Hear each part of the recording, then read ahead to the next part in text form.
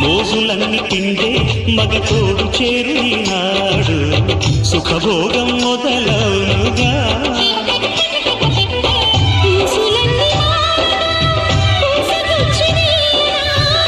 రాసకన్నెగా దూసుకొచ్చి వాలనా